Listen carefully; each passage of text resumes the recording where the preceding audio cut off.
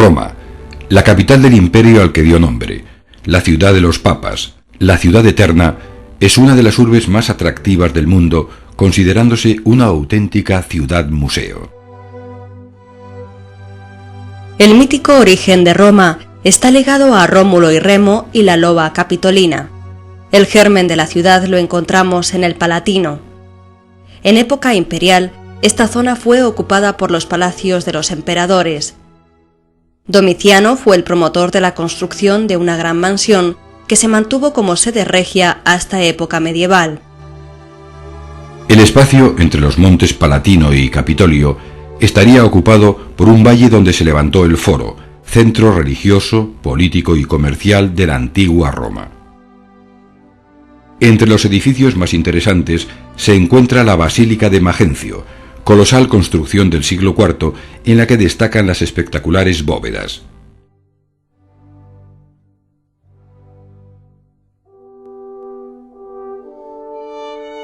Del templo de Saturno, construido en el siglo V a.C., solo quedan 8 columnas.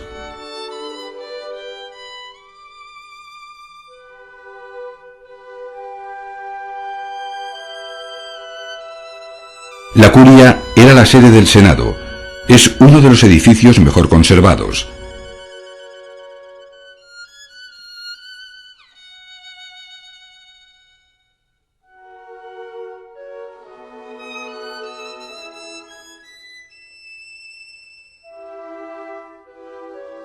También se conserva en buen estado el arco de Septimio Severo, erigido en el año 203 para conmemorar la victoria del emperador sobre los partos, pueblo del actual Irán. La columna trajana es el monumento más interesante del Foro de Trajano, erigida en el año 113 para conmemorar la conquista de la Dacia.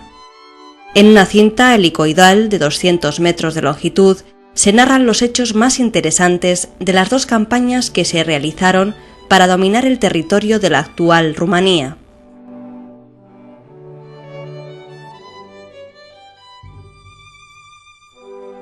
El Coliseo es el gran edificio de espectáculos.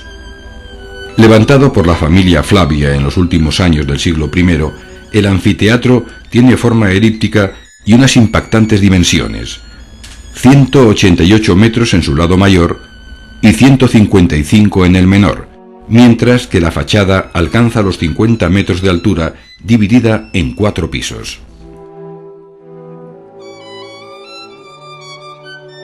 El papel de las termas será crucial en la vida romana. Las termas de Caracalla podían acoger a más de 1.600 bañistas. Se trata de un espectacular edificio construido entre los años 212 y 216 que ocupaba 11 hectáreas.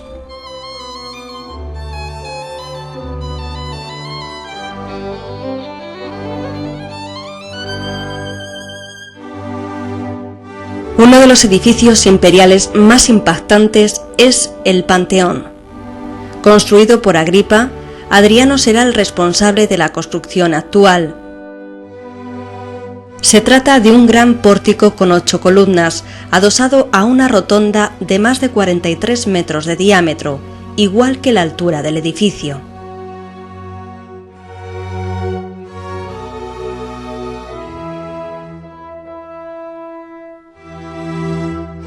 A partir del siglo II, el cristianismo empieza a ganar adeptos entre los romanos. En la primera mitad de esta centuria empezaron a enterrar a sus muertos en las catacumbas, verdaderos cementerios excavados. La publicación del Edicto de Milán en el año 313 acabó con las persecuciones. Sobre las catacumbas se edificaron las primeras iglesias.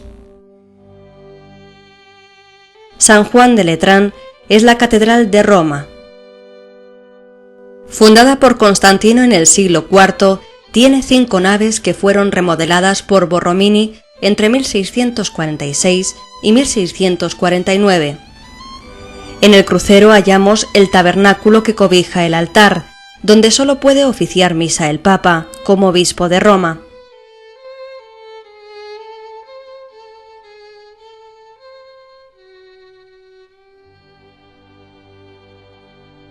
En la Basílica de San Pietro en Vincoli se encuentra la tumba de Julio II, realizada por Miguel Ángel.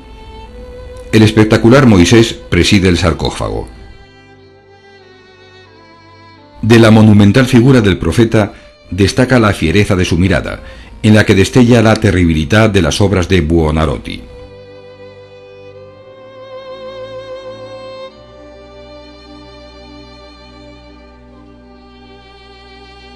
En 1536, el Papa Paulo III encarga a Miguel Ángel la remodelación de la plaza del Capitolio.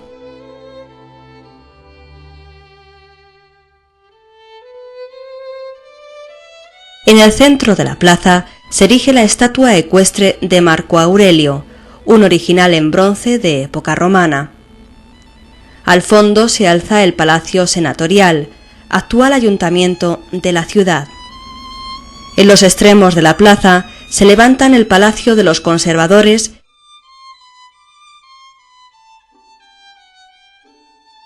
y el Palacio Nuevo. El Castel Sant'Angelo se asienta sobre la base del mausoleo de Adriano, construido en el año 123. En el siglo XIII, el edificio pasará a poder de los papas y lo convertirán en fortaleza militar, habilitando una zona para construir lujosos apartamentos.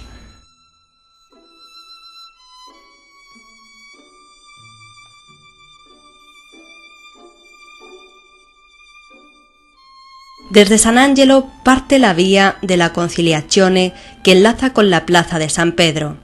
Encargada por el Papa Alejandro VII, Bernini será el elegido para realizar una plaza ovalada de 340 por 240 metros.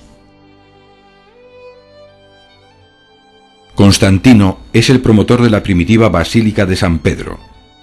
En el siglo XV, Julio II eligió a Bramante para construir un nuevo templo.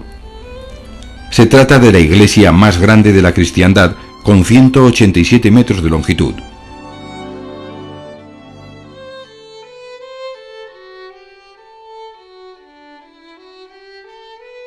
En una de las primeras capillas encontramos la Piedad de Miguel Ángel.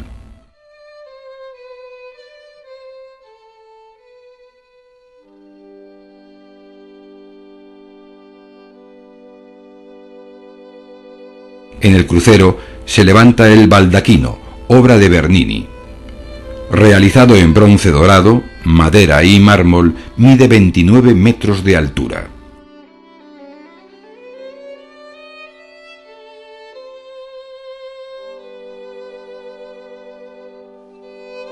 La grandiosa cúpula fue diseñada por Miguel Ángel.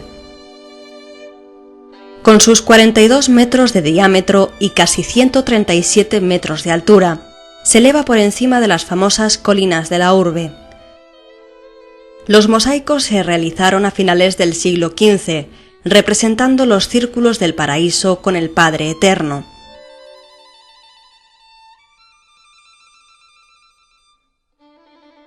El edificio que acoge la Biblioteca Apostólica Vaticana fue construido por Domenico Fontana por encargo de Sixto V. Cesare Nebbia y Giovanni Guerra son los responsables de la decoración de las salas.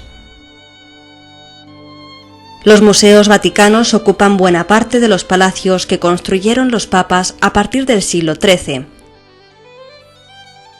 En su interior se conservan excelentes colecciones de escultura clásica y de pintura, con los mejores maestros del Renacimiento y del Barroco. En 1508, Rafael llega a Roma y se le encarga la decoración de los apartamentos de Julio II, las famosas estancias. La primera que realizó fue la de la Signatura, destinada a estudio y biblioteca del Papa, destacando en ella la famosa Escuela de Atenas.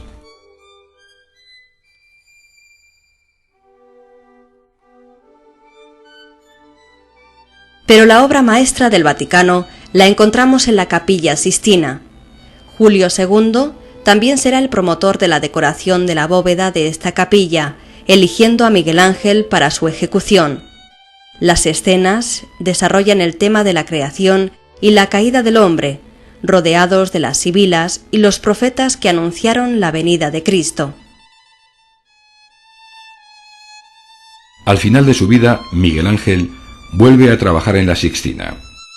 El tema elegido es el juicio final. En esta obra destaca la intensidad emocional y dramática del momento, junto a la excepcional potencia anatómica de las figuras y un acertado uso del color.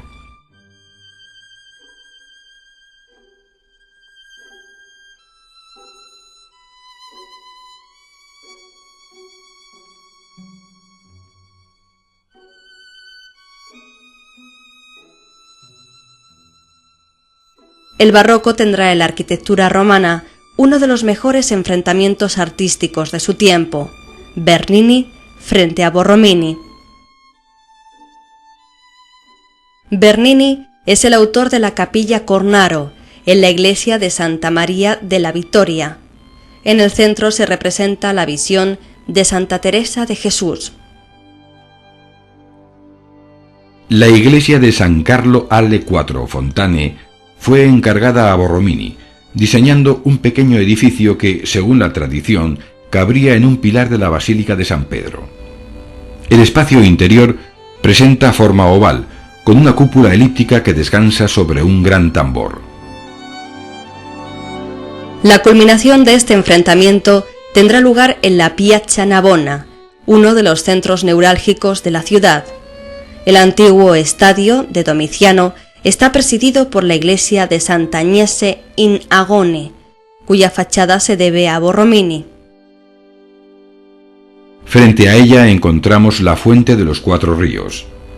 Realizada por Bernini, simboliza los 4 continentes conocidos hasta la fecha. La figura del Río de la Plata parece protegerse con una de sus manos, ante la posible caída de la fachada de Santa Agnese. Pero la fuente romana por excelencia es la Fontana di Trevi. Su ubicación, a espaldas del Palacio Poli y en una reducida plaza, la hace todavía más espectacular. Nicola Salvi es el autor del proyecto.